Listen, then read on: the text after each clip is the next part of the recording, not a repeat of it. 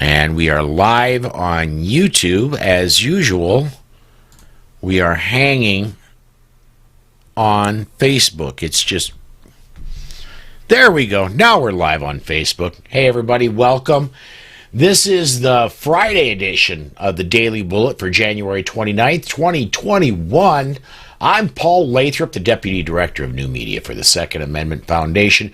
Joining me, as she often does, Amanda Suffolcool, Eye on the Target Radio. Amanda, thanks for joining in today. Oh, thanks for having me. So I'm going to go ahead and it takes me a minute, everybody should know this, to get the Facebook comments online, and I'm working on doing that right now.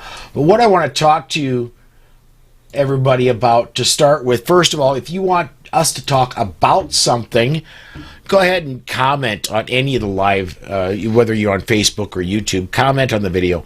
We will get your comment if it's pertinent on the air, and we'll talk about it. But Amanda, first thing I want to talk about, yesterday and last night, the Iowa Senate and Iowa House respectively jumped through all the legal hoops, and it's a two-year process to get a constitutional amendment to the people of Iowa. But there's going to be on the ballot in 2022 a constitutional amendment in Iowa securing the right to keep and bear arms. And beyond just echoing the federal Second Amendment, they said in this amendment, not only do the people have the right to keep and bear arms, that's an individual right, and that any challenges to that right have to go through strict scrutiny in the courts. We're going to be having, at the end of our talk, we're going to be having Alex and Mike Oley talk about that, but I think that's a huge deal. It really is. I mean, so that puts Iowa in, tying in with currently 16 other states. I'm looking down because I've got it written here as to which states have constitutional carry. So there's some that have some limited forms of things. There's some that have straight constitutional carry. There's some, Vermont, that never took it away, so they never had to give it back, that kind of thing. So So this is cool that Iowa is joining that group. And Utah tried to do it last year, and they made it through the House and the Senate. You're talking constitutional carry, though. Yeah. What are you talking? An amendment to the state constitution. There is no right to bear arms in the Iowa Constitution. Iowa is among 6 states, and I cannot remember the rest off the top of my head, but I know New Jersey is another one, but Iowa is one of the 6 that does not have the right to keep and bear arms in their state constitution. So it's a constitutional. Now I look like I am not prepared for this conversation at all. I'm sorry. So it's a constitutional amendment that just reaffirms the Second Amendment for the state, so that when you're talking about federal rights versus state rights, right? Right. Is that where we're going with this? Okay. Yes, and it does go beyond that, in that any challenge to the individual right to keep and bear arms in the courts must go through strict scrutiny. So explain to the audience what strict scrutiny means, because when you start to talk legal terms, I mean, it's taken our whole audience's years to understand what standing is. Yes. Now we're at strict scrutiny. It's a whole other word. Now, Mike and Alex, when we go to their portion at quarter after, they're going to get into it much better than I can, because they are attorneys and they know this stuff. But what strict scrutiny means is that there needs to be a very clear goal for the state, and that they must craft any laws very specifically to do the least damage to the individual right. So, and there has to be a clear need on the part of the state for any infringement. So that's what's up there. I also just Inside Baseball, I did another interview with them today. We're going to be airing that one on Monday. at the end of the Daily Bullet, and that one is about constitutional carry. And then we're going to be doing another one next week about sanctuary states and sanctuary cities. So I have to say that Ohio is in the running for both of those right now. yes, So both constitutional carry and sanctuary. So the sanctuary state. So I'm pretty pleased about that, because I feel like we're a whole lot behind the 8 ball and needing to push ahead. All right, So go Paul, ahead. I've got a question for you, and that is, in this day where we're standing there watching Nancy Pelosi stand in the House saying that she's afraid of her fellow congressmen and women, and that they are a threat to her, and that we need to restrict more guns, and that we need to turn everything into a short-barreled rifle, and we need to add tax stamps, and we need to add fees. And so how are we getting these states that are going into states' rights and really pushing the Second Amendment down to the lowest level, down to the people? And yet we still have federal guys who just don't get it. You know, that's a great question. And we've seen this at the end of the Obama administration, too. That's where this really started kicking up, was the declaring of sanctuary states and sanctuary counties. What were you going to say there? I was going to say sanctuary states. Really, I was. But I think it's always when our rights are at risk on the federal level is where states start to kick in and say, hey, we don't want you to touch this. We're going to make sure you don't touch that here. Now, the one thing that I want to bring in, let me get a social media commentary in here as soon as I can find the right button to push. George says, so in Iowa, do they really mean keep and bear arms, or do they mean something else? And George, they absolutely mean keep and bear arms. To the point where the big freak out for the people that were against the bill, and this passed on a party line vote. Every Republican voted for it. Every Democrat, both houses, voted against it. The big freak out was, well, does that mean that felons are going to be able to get arms? Well, no, that's a federal regulation, and that's still going to happen. So, they really, really do mean that the individual has a right to keep and bear arms in Iowa. Let's see here. We've got just oodles and oodles of comments. I'm not going to be able to get to all of them just at glances. Right. Yeah, because if you're sitting there trying to read those and pop them up, and I'm just sitting here looking at you, it makes for really boring radio. or video, as the case may be. Video. Yeah, exactly. So let's talk just a little bit. I mean, we're going to be talking about it again. I don't know whether it'll be you or somebody else with me, but let's talk about the sanctuary state thing. I think individual cities, individual counties declaring themselves Second Amendment sanctuaries, I'm not so sure that's going to be as effective as when a state says, look, we're not spending any state money, you're not getting any state employees help. You can come in with your own individual law enforcement federally, but you're not getting help here. That means a lot, because the FBI is big, but it ain't big enough to confiscate all our arms. Right. And I think that the other thing that the sanctuary state legislation does is it sends a message to all of the leadership of the state that says that I don't care if you've got a pet bill or a pet project or a pet agenda. You know, it doesn't fly in our state, and we've passed this to stop that. And I think that that's a big piece of it, because, well, let's use Ohio as an example. We've got a Republican governor who has an anti-gun agenda, and so they're his pet safer projects, and it doesn't make anybody safer. It just makes him feel better. Right. And so he spends time actually talking to the demanding mommies and a few other kind of loud groups, and thinks that he's doing some benefit to the state And so so when the legislature passes something or pushes something up that far, it sends a message. And I think that that's the message that we all hope that each of our states sends.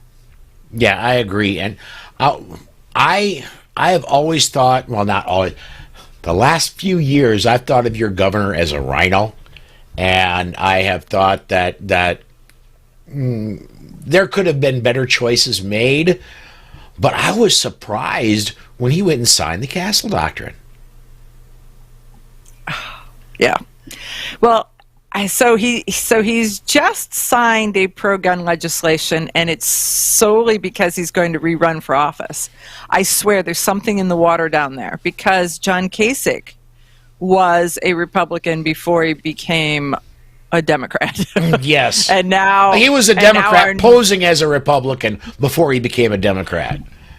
I could be. I don't know. When the RNC happened in our state and he took his marbles and went home, that really sends a message. When the president was in our state and this governor tested positive before he tested negative, so that there was a risk, and so he couldn't go see the president. It's just, there's something in the water. So I drink bottled water when I'm in Columbus because I'm afraid. I'm very afraid. All right. Well, that's really what I know of for the news specifically for today that's come up. And I've gotten the general, I've gotten a whole bunch of hellos, and I'm sorry, folks, I cannot get all the hellos up there. But the other thing that I'm really seeing in here is there's a lot of hate and anger going towards Pelosi, and yeah, I get it. We're just gonna have to... Can I enter a slightly different topic just Certainly. to toss out there for you to consider later, and that is the abuse that Marjorie Taylor Greene is taking in the media right now. Because Pelosi's really focused. I mean, AOC is screaming that Republicans tried to kill her, and then Ted Cruz specifically. Well, yeah, and she named some others, so there was that, and then but Nancy Pelosi's going on the podium and going after a freshman congresswoman, and she's going after her hard, and they're looking for a way that they can take her and kick her out of Congress. And I don't think that there's actually a way that they can do that. But can you imagine that this is your first month on the job and somebody with that much clout and power is standing there telling the entire country whatever the words are that she uses about you? So the thing is that if you guys want to look at Marjorie Taylor Greene, see who she is, see if her message resonates with you, and if so, mail her $1. Amen. Just mail her $1. Amen. Right? Because it's not about the money as much as it is about the message that says, "Hey, girl, we're behind you." I just can't imagine. I want to get in this comment. L.M. Roberts says both sides do it. Say a Dem is strong in a strong red district and he wants to run for office. He will run as a Republican, and the same goes vice versa. That's why I do not vote on party lines, but rather I research the candidate. That is so very...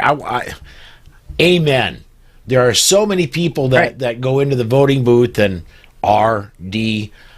I myself am a libertarian, so I'm a Republican, but libertarian at heart. So I do that too. I can't remember the last time I voted straight Republican ticket, even in South Dakota. Yeah, I am so much a constitutionalist that's really the push for me. And so it's really interesting. I had a conversation with somebody that is running for Senate, and their answer is that it's crazy that this is a game where money matters and it should matter about message. And it's like, well, except you can't get your message out if you don't have money. Right. And so he didn't get it. The chances that he's going to make it past a week and a half of this, because he's standing there with it's the principle of the thing, and I called it first, and it's like, That's not how America works. What's your message? What's your platform? Not what are you against, but what are you for? How do you stand? Why should we pick you? I'm really wishing we could get candidates, local, state, federal, presidential, that would run on the platform of, hey, I'm here. I'm going to leave you alone. I'm going to get the government out of your business, and we're going to make the government just an itty bitty teeny little thing composing mostly of the armed forces. Boy, that person's got my vote. Somebody's platform the other day was running on something and skinny government that was their like peace, love, and skinny government or something like that. It was like it would make a perfect bumper sticker. All right. Well, hey, we're at a quarter after, almost 16 after. I want to get to the video, but before I do that, Amanda, tell everybody about Eye on the Target Radio and why they should be listening to you and watching you on the weekends. Well, we're a pro-Second Amendment radio show, 2 hours, nationally syndicated Sunday evenings. And you can catch us if you go to our website, Eye on the Target Radio, EYE, eyeonthetargetradio.com. You can catch us there. You can catch us on OpsLens. You can catch us. We've got our own YouTube channel. There's a wide variety, but if you just kind of start to look for Eye on the Target Radio, you will find us somewhere. But we're talking about what's the current events in Second Amendment and who's got messages to share. So if you're listening to this, you're a Second Amendment person, so tune in, catch us. Very cool. What we're going to do now is we're going to go ahead and roll the pre-recorded interview I did with Mike and Alex Ulli, and then I would encourage you, join us tomorrow at 12 o'clock Central Time. And we're going to have a weekly Bullet broadcast. That's a wrap-up of everything that happened during the week. And then come back and join us Monday, 5 p.m. Central Time, and we'll do another Daily Bullet. Thanks for watching, everybody, and stay tuned for Mike and Alex. Hey, everyone. Welcome to today's recorded version of the Daily Bullet, the Second Amendment Foundation's program, where we talk with people making a difference. Joining us today, Mike and Alex Ulli of Ulli Law Offices in Indiana. Gentlemen, thanks for joining us today. Thanks, Paul. Thank you, Paul. What I want to talk about, and as we record this, and it will air on the 29th of January, 2021, Iowa just last night went through the process of getting a constitutional amendment for their state constitution out to the people. The people are going to be voting on it in 2022, and they are adding the right to keep and bear arms to their constitution. Now, there are, if I'm remembering right from my writing this morning, there are currently 44 states that have some form of the Second Amendment in their constitution.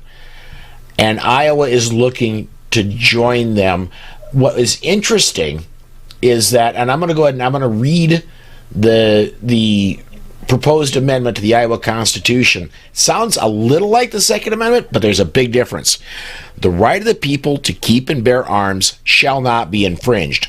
The sovereign state of Iowa affirms and recognizes this right to be a fundamental individual right.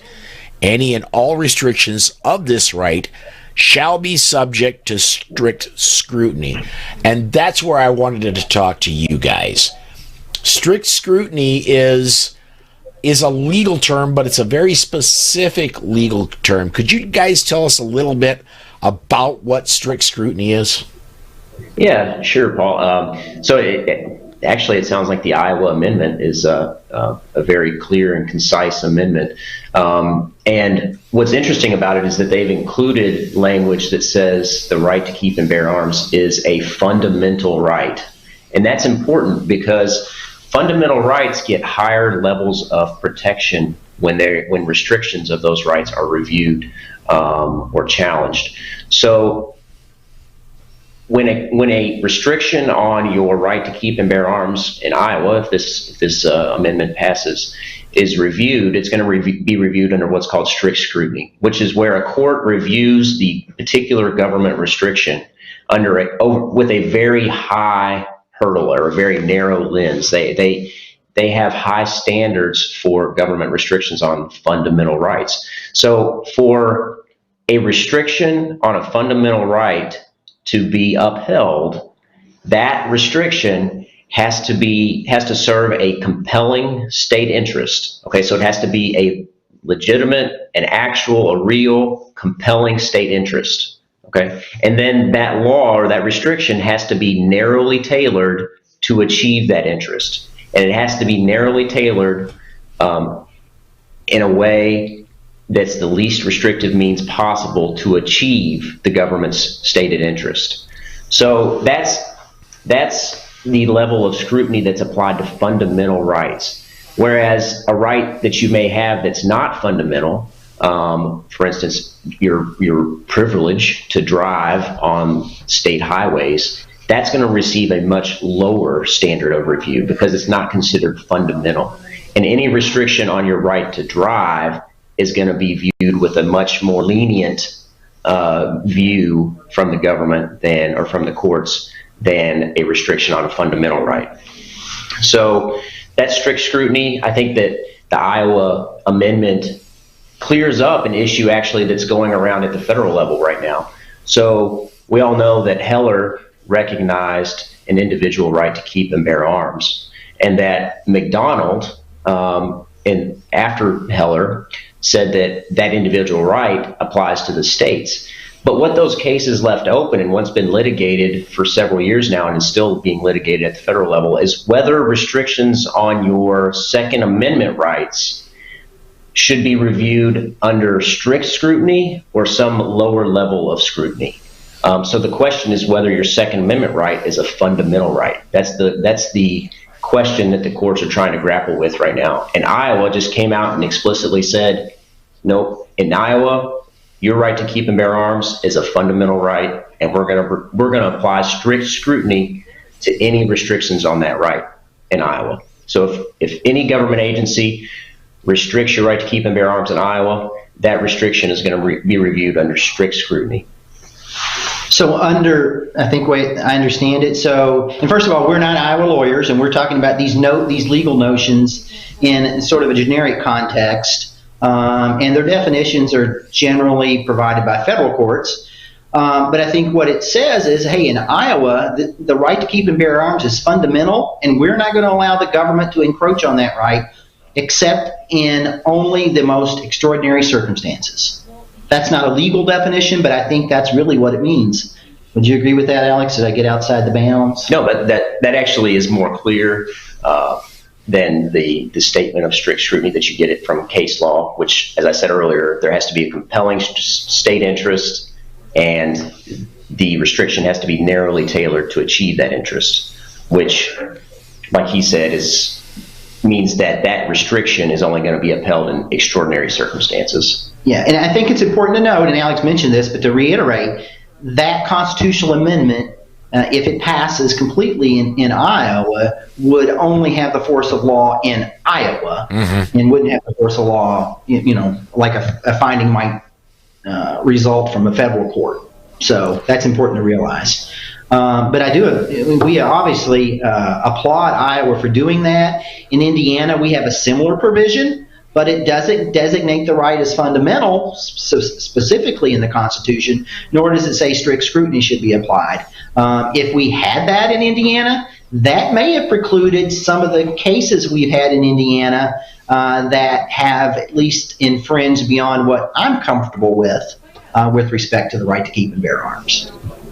Because it takes away some discretion from the courts. Okay.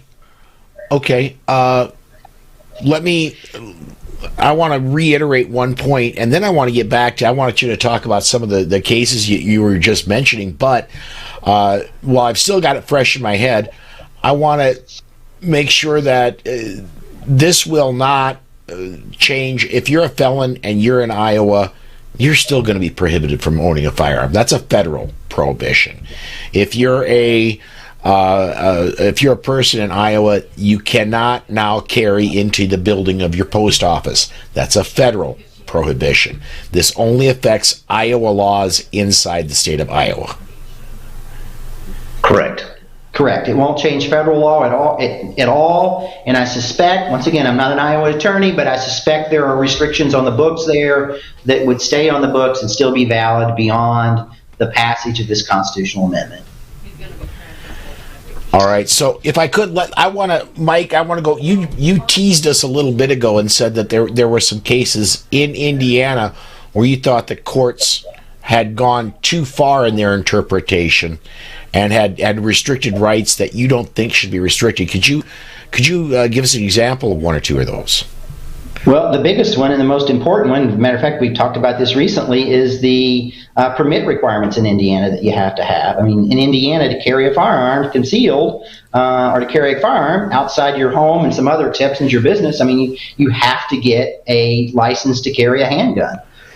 And I don't know how you can have a constitutional provision that says the people shall have a right to bear arms, but then you're required to go to the government and ask for permission.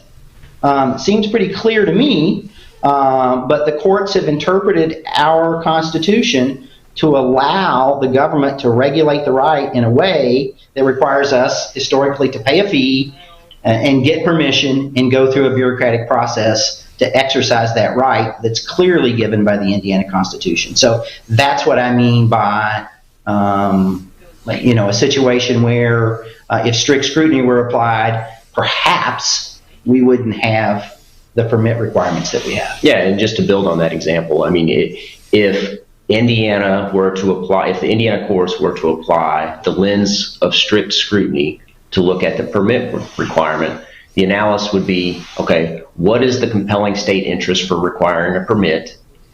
And does the permit requirement, or is the permit requirement narrowly tailored to achieve that compelling state interest?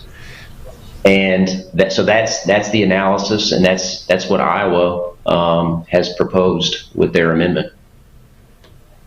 All right. Another thing is, I mean, I don't want to go into this in great detail because of the time requirements, but red flag laws. I would submit to you that red flag laws, which I'm sort of embarrassed to say we have in Indiana, I think there would be a much greater chance that that red flag law would be deemed to be unconstitutional if you had a constitution that's expressed what the Iowa Constitution may say if it's adopted. Yeah, so there's another reason.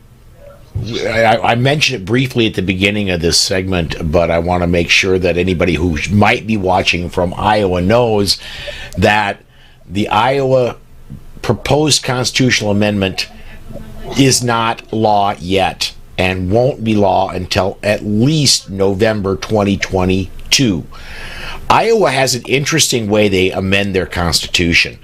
They have to have both houses of both the Senate and the State House have to approve the amendment twice in two separate sessions.